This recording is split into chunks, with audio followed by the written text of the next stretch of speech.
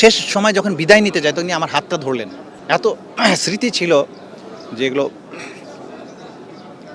স্মৃতিগুলো মনে পড়ছিল, যে কারণে শেষ মুহূর্ত পর্যন্ত দেশ জাতি নিয়ে তার ভাবনা ছিল, এটুকু বলতে পারি। সবসময় যেটা দেখেছি যে তিনি এত মেটিকুলাসলি আইনজীবী হিসাবে যে বিষয়ের উপরে পড়াশোনা করতেন, যেটা আর্গুমেন্ট করতে যেতেন, তার ব্যাপারে এন ডেপথ তার প্রস্তুতি থাকতো এবং যত ধরনের প্রশ্ন আসতে পারে তার এগেনস্টে পক্ষে সমস্ত কিছু তিনি পড়াশোনা করে যেতেন।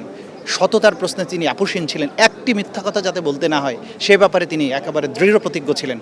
এবং যত প্রতিকূলতা আসুক, সরকার হোক রাষ্ট্র হোক, সবাই যদি বিরুদ্ধেও যায়, তিনি তার যে প্রশ্নে ন্যায়ের প্রশ্নে তিনি দাঁড়াতেন, সেই ব্যাপারে তিনি আপোষ করতেন না। এবং যে আপোষ না করার কারণেই কিন্তু তাকে বাংলাদেশ ছেড়ে চলে যেতে হয়েছিল এবং শেষ জীবনের এক যুগ তাকে বাংলাদেশে বাইরে থাকতে হয়েছিল এবং স্বৈরশাসনের অবসানের পরে তিনি দেশে আসতে পেরেছিলেন। ব্যক্তি জীবনে তিনি আইনগত বিষয়ের বাইরে অন্য বিষয়ে তিনি তার সহকর্মীদের সাথে পরামর্শ করতেন, একা কখনো ডিসিশন নিতেন না। আমরা অনেকেই স্বৈরাচারী সিদ্ধান্ত নেই, কিন্তু প্রত্যেকটা ডিসিশন নেওয়ার আগে জুনিয়রদের সাথে সবার সাথে পরামর্শ নিতেন। মেজরিটির পরামর্শের ভিত্তিতে তিনি কাজ করতেন। আর যখন কোর্টে যেতেন পুরোপুরি প্রস্তুত হয়ে যেতেন, আইনের যত বিষয় আছে, যত ফ্যাক্টসের প্রশ্ন আছে সব কিছু তিনি পড়ে যেতেন। এটা ছিল তার অনন্য বৈশিষ্ট্য এবং প্রেজেন্টেশন ছিল অসাধারণ। একসাথে এতগুলোর গুণের সমন্বয়ে আইনজীবী খুব একটা দেখা যায় না। তার জীবনটাকে শুধু জানেন যদি আমাদের তরুণ আইনজীবীরা, তাহলেই আমি মনে করি যে তাদের জীবনের গতিপথটা পাল্টে যাবে। তিনি সত্যের প্রশ্নে আপোষহীন ছিলেন, অন্যায়ের কাছে মাথা নত করেননি। আইন পেশার ব্যাপারে তিনি তার গভীর অনুরাগ ছিল এবং সেখানে তিনি সততা ন্যায়নিষ্ঠার সাথে সত্যিকারের পেশার যে হক আদায় করা যেটাকে বলে সেটা তিনি করেছেন। টাকার পিছনে দৌড়াননি, তিনি প্রফেশনালিজমে বিশ্বাস করতেন। এই জিনিসগুলো আজকের আগামীর যারা আইনজীবী এবং আজকের যারা আইনজীবী তাদের জন্য শিক্ষণীয় বিষয় হবে। তিনি ব্যক্তিগতভাবে তিনি আমার মেন্টর ছিলেন। আমি মনে করি বাংলাদেশের যারা আজকে তরুণ আইনজীবী তাদের জন্য তিনি অনুকরণীয় আদর্শ হিসাবে থাকবেন।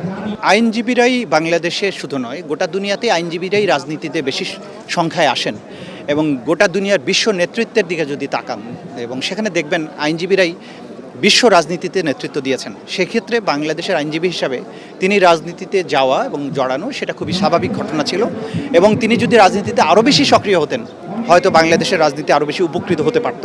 তিনি একটা লিমিট পর্যন্ত রাজনীতিতে জড়িয়েছেন।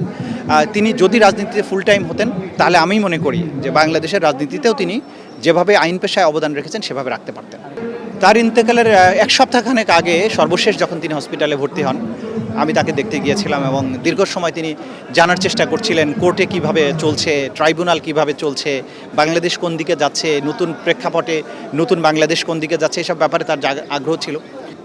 শেষ সময় যখন বিদায় নিতে যায় তখন আমার হাতটা ধরলেন এবং হাতটা ধরে উনি প্রায় 15-20 মিনিট উনি হাতটা ধরেই ছিলেন, কোনো কথা বলেননি। আমিও কোনো কথা বলতে পারিনি।